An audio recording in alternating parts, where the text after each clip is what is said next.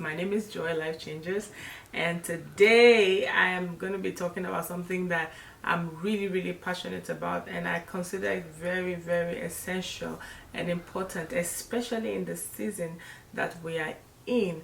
Is leadership.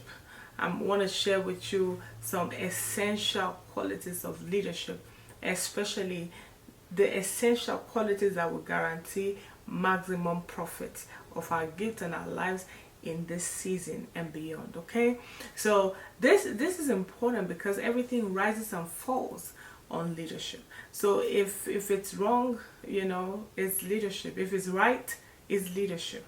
So that's one of the reasons why it has become very important for us to be able to share and keep reminding ourselves what are the essential qualities of a leader. So I'm going to start with number one. What is leadership? A leader has to know what leadership is. Leadership is not a position, that guarantees you or gives you the right to tell people what to do. No, leadership is the ability to lead others while leading yourself. Leadership starts from you as a person. You must always know that self-leadership is important. Leadership is not just me getting the license to command everybody else to do what I want them to do without taking care of me. Leadership is sacrifice. Why is it called sacrifice? Because it is me adding another burden to myself of leading other people while I have the burden of leading myself. A leader is supposed to be in front. A leader is supposed to be leading. So you cannot lead from the back. You cannot tell people to do what you have never done. You cannot tell people, you cannot show people to a place that you have never been. A great leader is also a great follower.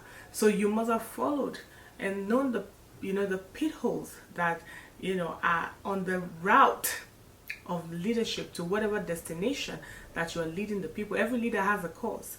Every leader has a destination in mind that they are taking the people that they are leading. They have something that they want to achieve, a common ground that they want to achieve. So the first essential quality of a leader is to know what leadership is. Leadership is not a hobby. It is responsibility. A hobby is something you do with your pastime, with your free time. Some people approach leadership that way, and that is why it is such a chore, to have any success with those kinds of leaders, or when you have them in your team, because they give you their leftover time. No, leadership is responsibility. Leadership is an obligation. Because everything rises and falls on leadership, when you don't do what you're supposed to do, somebody is in danger. When you do what you're supposed to do, somebody's life is getting more meaning. Somebody's life is advancing. Somebody is getting hopeful. So leadership is an essential duty of life. There are 3 ways people become leaders. The first way people become leaders is by calling. When we say calling, some people say, if you've heard some people say he's a natural born leader or she's a natural born leader, it's something that is in it. Even though you still have to develop the qualities of a leader, the characteristics of a leader, but it's a natural calling to you. Some people become leaders by election. A bunch of people sat down and say, you know what, we pick you to lead us. We've elected you to lead us. And sometimes the third way is by appointment. When somebody who is in authority, in a position of authority, handpick you and say, you know what, I need you to solve this problem for me. Just like the king of Egypt chose Joseph to be the one to become his prime minister to solve the problem of the 7 years of plenty and the 7 years of famine. So there are different ways that people become leaders. But however way you became a leader, one thing is important. You should understand that leadership is an obligation. My point number 2 is a leader must have vision. Vision is the ability to see the end picture, the big picture, the end game. Because a leader is on a mission.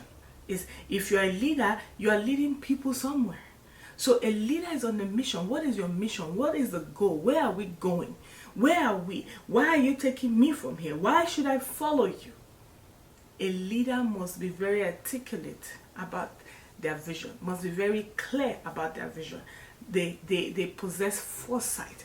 They are able to inject hope by reason of vision. They're able to discern the seasons, the times, and they're able to navigate by the power of vision. They can see danger, they can perceive danger, they can. So when you follow a leader, the goal is that you get to your destination, and that you get to your destination maximized. So one of the essential qualities of a leader is vision, the ability to see far, the ability to see correctly, the ability to navigate the path by the power of vision to that destination. That is the reason why people are following you as a leader. A leader must never assume. There is no place for assumption. A leader must be sure. You know, one of the beautiful things, one of the beautiful stories in scripture is that of David when he was volunteering to kill Goliath. The Bible tells us that Saul gave him his body armor to wear, and David was like, I haven't tried and tested this. I don't think it's going to work for me.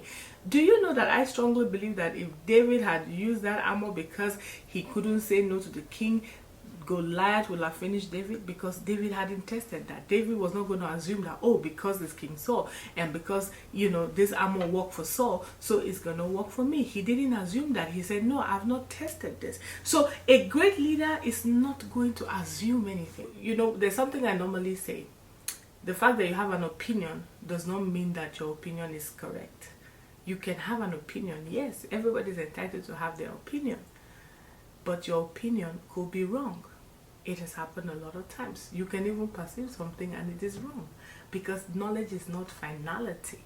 You know, so sometimes we assume somebody just walked by me, so, and they didn't say hello, they must hate me, and with that we build a whole world of chaos in our heads. A lot of times assumptions have broken relationships. A lot of times assumptions have made people to become the judge and the jury. They understand one-sided the way they see it, they execute the punishment the way they see it, you know, and that is dangerous. As a leader, I want you to pray, Father, deliver me from those who will punish me for the sins I do not even know. As a leader, you may find yourself having to settle conflicts sometimes between your members or your followers. You know, it's not good to take sides without understanding or hearing from the both sides.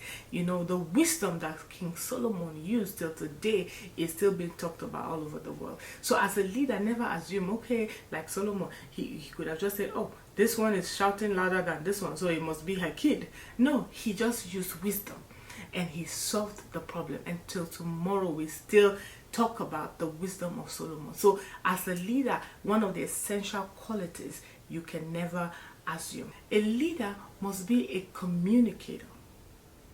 A leader must be an effective communicator. You know why? Because leadership is all about communication.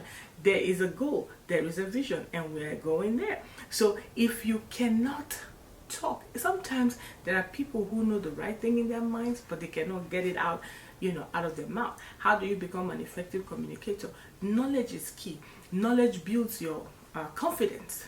So to be a good communicator, you must even know what you're communicating in the first place. You must be able to know the substance that you're communicating in the first place. So practice your substance. Make sure you study to show yourself approved, a workman that needs not to be ashamed, rightly dividing the word of truth. So, and once you have inhaled all that knowledge, guess what? You begin to practice. You begin to practice. The more you practice, the more effective you become. So don't wait until you're perfect without practicing. As a communicator, knowledge and then practice. Practice talking in sound bites. Practice your story. Practice your narration. Practice your vision. Say it over and over and over and over and over again until it becomes a second nature to you. Because effective communication is actually a good thing for a leader, because it is part of the reason why people will follow you.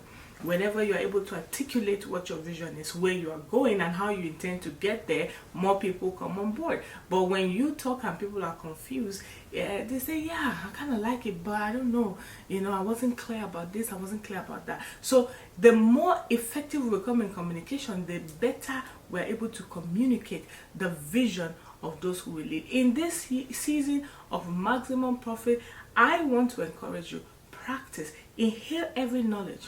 ask questions. And when you know that, your confidence is in place, and then you begin to practice. How can I say it better? How can I say it better? Every time you practice, you become better. So don't ever deny or reject opportunity or platform that will enhance your ability, to speak, and to speak with clarity, to practice your presentation.